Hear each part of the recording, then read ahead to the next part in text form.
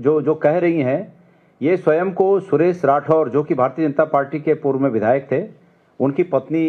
के रूप में ये अपना परिचय देती हैं और ये कहती हैं कि सुरेश राठौर जी के ऑडियो रिकॉर्डिंग इनके पास हैं, जो वो भी सोशल मीडिया में है, लेकिन वो बहुत ही इस तरह के हैं कि हम उनको यहाँ पर नहीं दिखा सकते हैं। हम कांग्रेस के इस प्लेटफॉर्म का उपयोग उस तरह की हल्की बातों के लिए यहाँ पर नहीं करना चाहते जो इन दोनों के बीच की बातें हैं, और सामाजिक रूप में उसको दिखाना भी बहुत बड़ा दिल चाहिए उसके लिए। मेरे पास तो नहीं है ऐसा दिल कि मैं इस तरह की नंगाई को दिखा सकूं जो दोनों के बीच की बातें हैं। लेकिन उस बातचीत में ये है कि सुरेश राठौर जी ये कह रहे हैं कि अंकिता भंडारी हत्याकांड में अंकिता की जो हत्या हुई, वो हत्या इसलिए हुई कि उसके ऊपर दबाव बनाया जा रहा था इन शख्स के लिए, जिनका नाम अभी इस मैडम ने लिया, गौतम। ये वर्तमान में भारतीय जनता पार्टी के उत्तराखंड के इंचार्ज हैं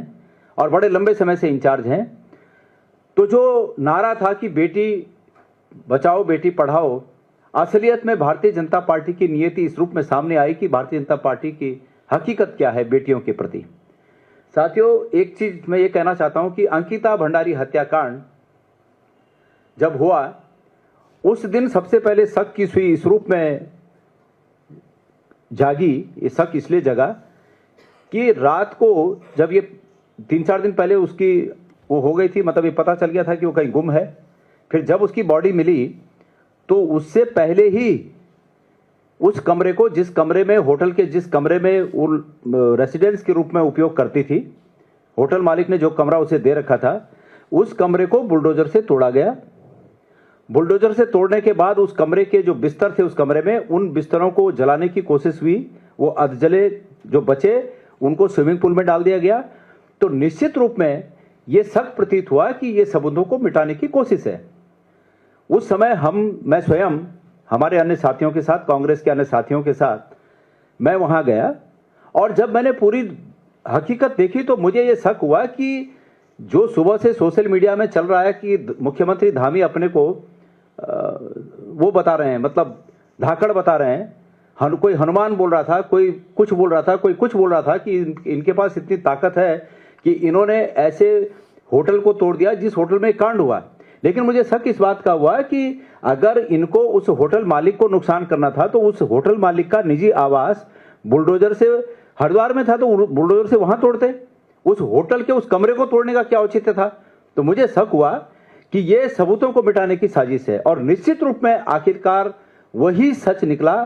कि वो कमरा तोड़ने की जो बात थी, वो अपने को बलवान दिखाने की बात तो अलग चीज है, लेकिन वास्तविक रूप में सबूत मिटाने की साजिश थी। इन्होंने वो सबूत मिटाए।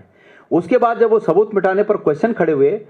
तो उसमें वहां की जो विधायक हैं रेणु बिष्ट, उनका नाम आया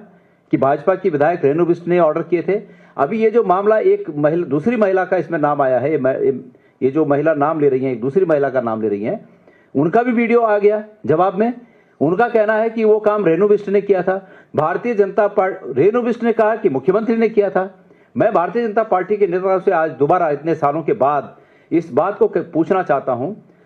कि ये बताएं कि उस कमरे को तोड़ने के पीछे उनकी जल्दी क्या थी। अब चूंकि उनके नेता का नाम उन्हीं के पार्टी के कार्यकर्ताओं के द्वारा